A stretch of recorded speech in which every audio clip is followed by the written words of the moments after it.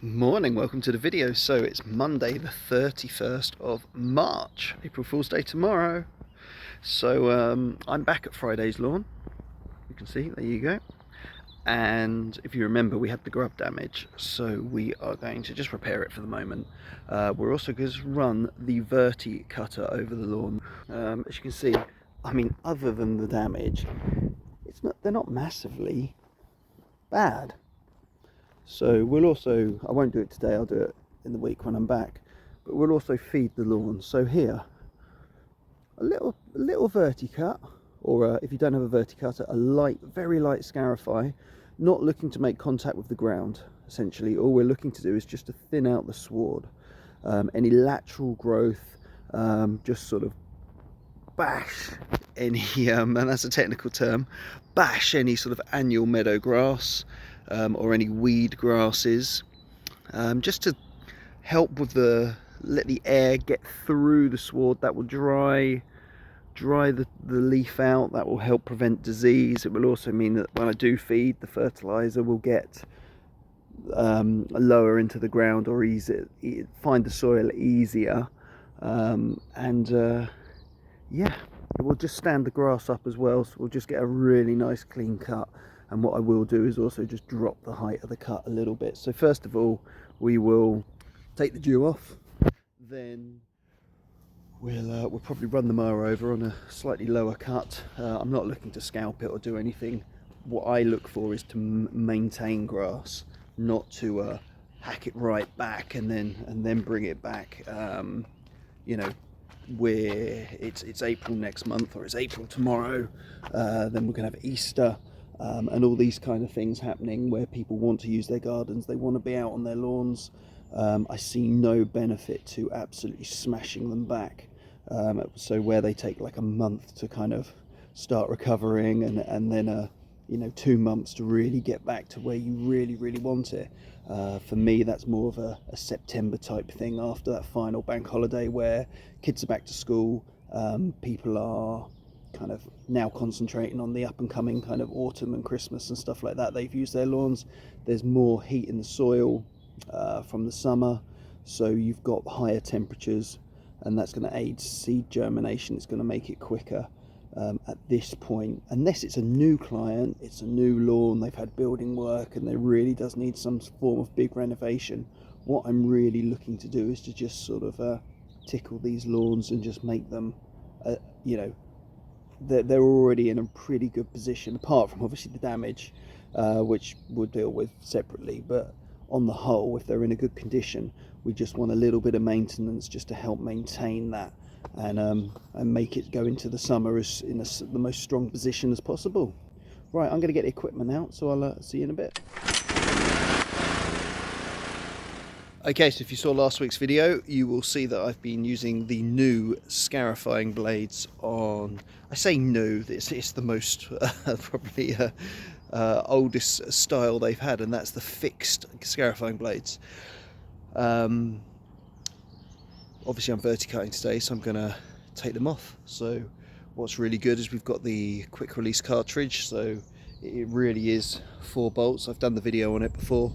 I'll sort of do it stage by stage, but actually my tripod's broken, so I'm sort of trying to do it and hold the phone at the same time. It's going to make it very hard, but yeah, essentially I'm just going to switch them over, and then it's as easy as that. If you haven't seen the video yet, what are you doing?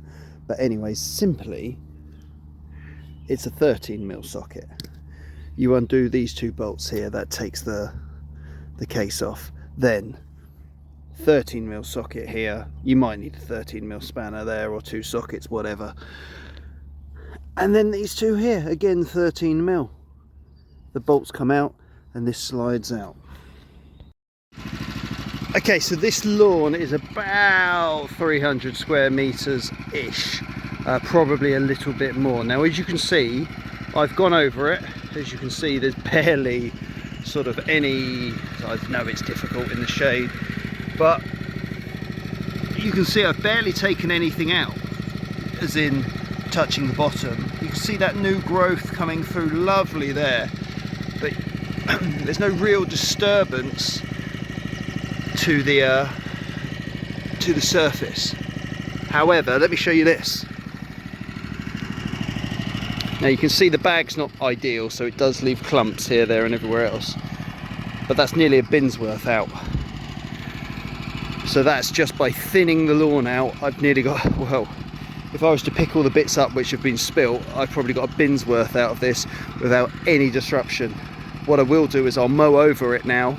Well, I'll let it dry, kick the clumps about, and then I'll take the mower over, so where the grass is now standing up, I'll get that nice clean cut, and that will just pick up any remaining bits kicking about. Okay, so this is the second, another 300, maybe a little bit more, and we've got a full ton bag out. And now this side obviously is a little bit more mossier because you get this hedge here. Okay, so there we go. Vertic cut to get those stripes back in. You can see the moss there. It is really, really bad, but without hacking it back. And I just don't want to do that because I want to leave the client with the lawn. And then, yeah, that bit there. It looked as though there was no damage over the weekend. The birds haven't been back, so I think they've got the worst of the grubs out. So yeah, seeded, top dressed. And then fleeced, and now just watering in. What I have done, just to make it easier, because there's multiple taps around this house, is I've done it right by the door. I plugged it into the tap that's right by the client's door that she uses regularly, just therefore. And actually she came in while I was here, so I said to her, look, you know, in the morning when you come out, turn the tap on, load your car up, turn the tap off, go, get home from work, turn the tap on, unload your car, turn the tap off. During the weekend, if you're here, whatever, turn the tap on as regularly as you can for little stints. That's all you need to do with seed, often, and little and often is the key, as is lawn care, right? Okay, so I've got one of the front two lawns done on this. I must be cutting probably, I don't know, 4 or 5 mil above the surface. We can see this is what I've got off. So this isn't taking the height off as such, this is just thinning it out. Any lateral growth, it's doing an amazing job.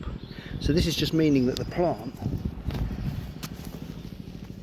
I know the sun's in your eyes, but the plant's just going to get a lot more air in and around it. It's going to, the moisture or the nutrients are going to be able to fall, well, everything actually, it's all going to fall down and get it into the ground. All done, verti cut again, so that was 2 ton bags of clippings and verti cutting, I suppose. And you can see over there as well. It's looking pretty good. So this will get a feed possibly on Friday, and there's a few isolated areas on this lawn which will get some soil and seed, but generally looking all right. Okay, so you'll recognise this one. It is April the 1st, or April Fool's Day if you prefer. And it is also the start of the regular mowing season. Now this quite often changes depending on Easter, because the way I see it is everybody wants their lawn cut in time for the Easter holidays. As it's late this year, we go with the first week of April. If it had been March, it could be halfway through April.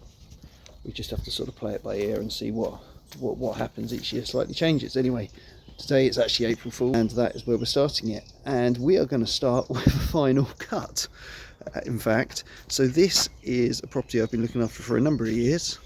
The client sadly passed away last year, I think it was. So I have just been looking after the lawn and the garden, I suppose, just leaves, grass, etc.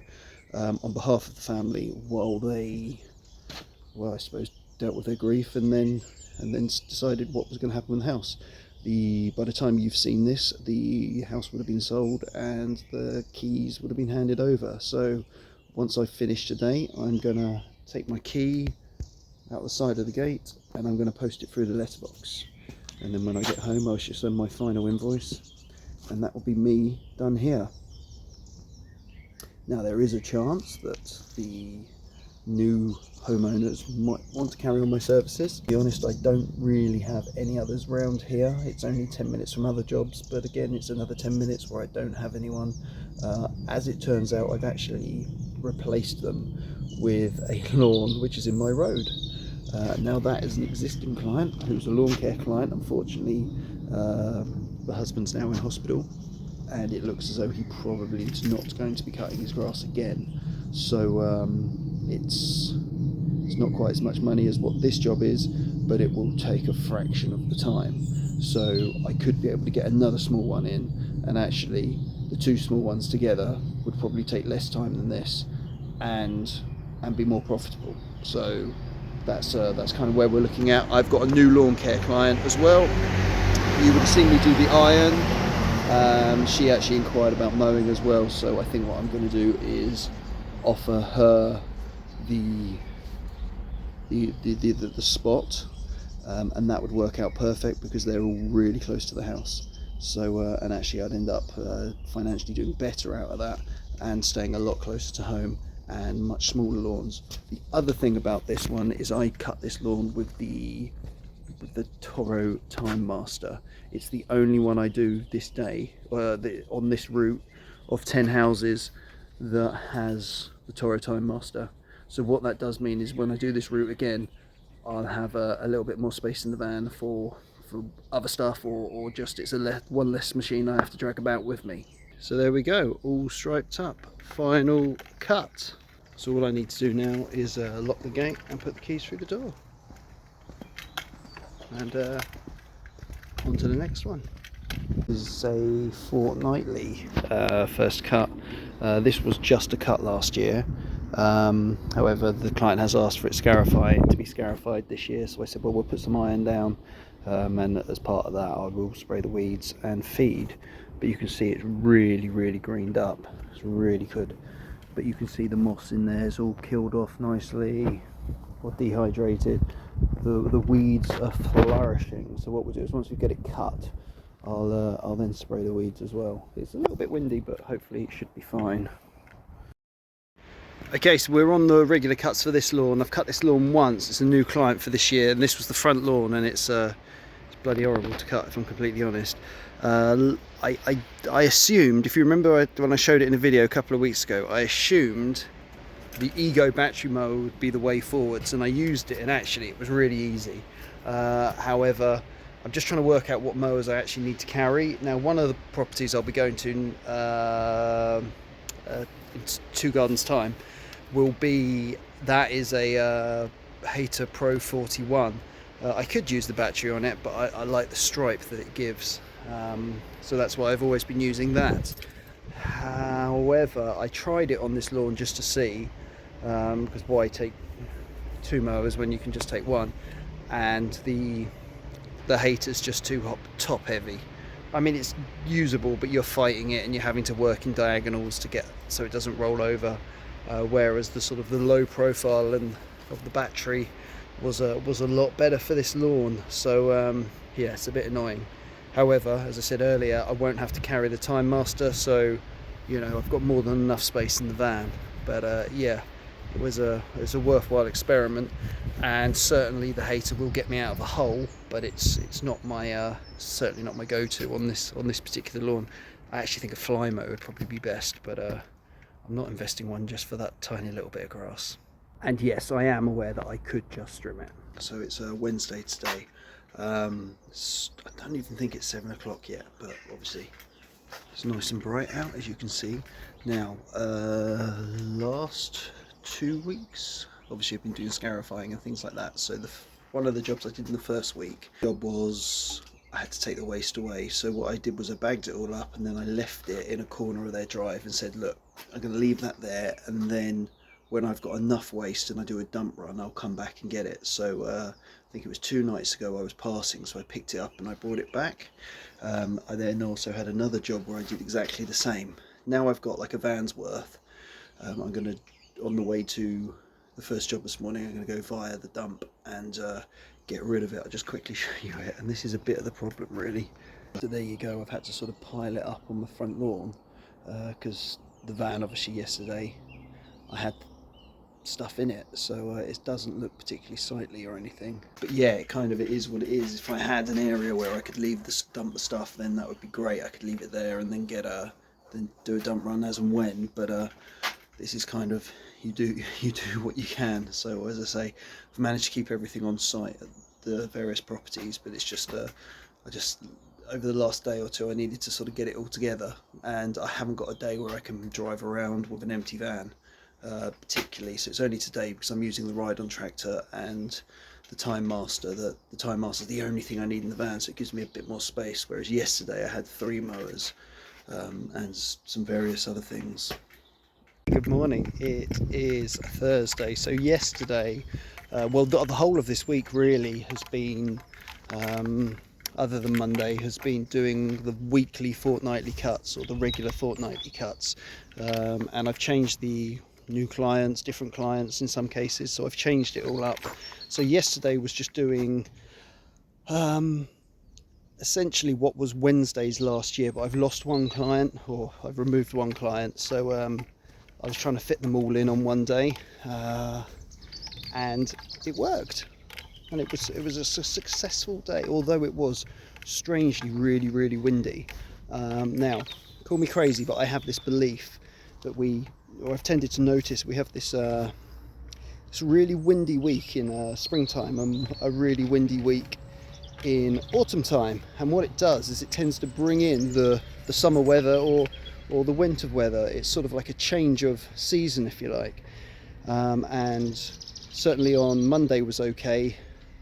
Tuesday morning was okay, got to about lunchtime and the wind really kicked up, and then yesterday was just ridiculous. So anyway, it has calmed down now and it is lovely.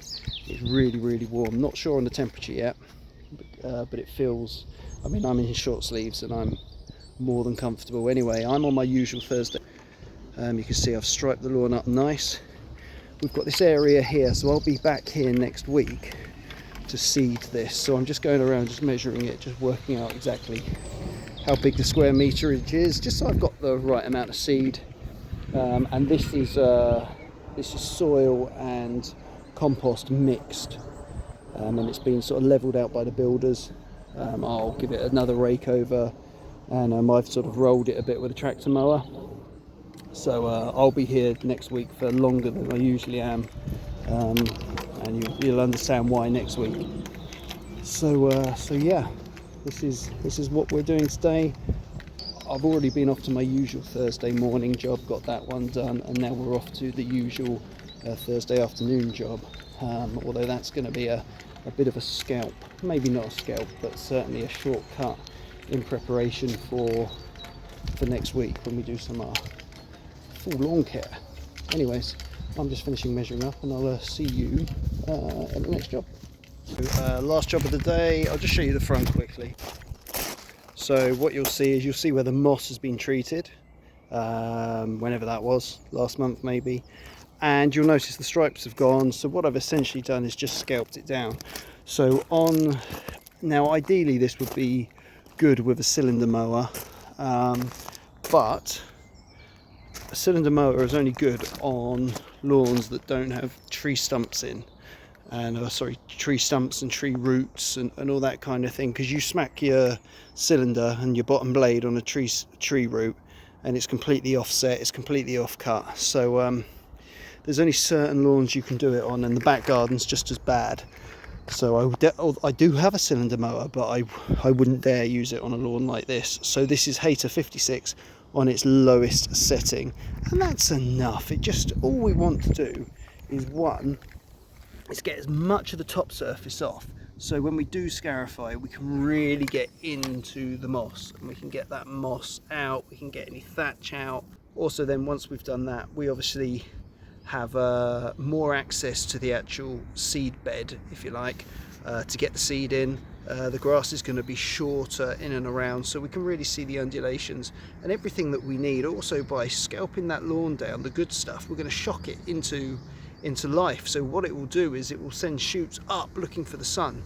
So what you'll get is an instant response from the good stuff to aid that recovery. Okay, so that basically is the week. Friday was spent just cutting the usual Friday, but the back lawns, and then just spraying a little bit of liquid fertilizer just to perk up those front lawns.